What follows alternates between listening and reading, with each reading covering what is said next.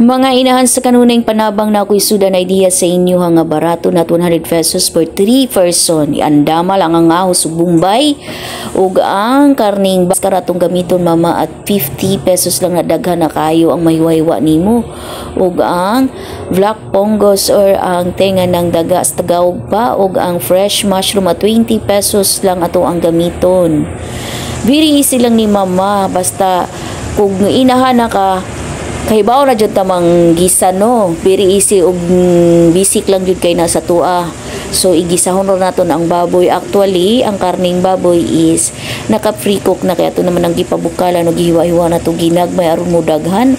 Pagkahuman mama, timplahan day nato gasin, paminta, bitsin ug unsa pa na dinha nga murag na kay mga sikretong palambot ni unsa damian pa na dinha nga mo lami-lami siya. Pagkahuman pinaabtik dayon nato ibutang ang black fungus.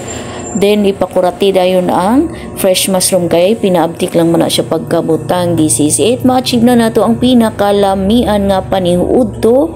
Barato na ug healthy pa ang ato ang mabuhat mama. Actually kayat pa ni 3 to 4 person ang kaning sudaan nato nga giluto.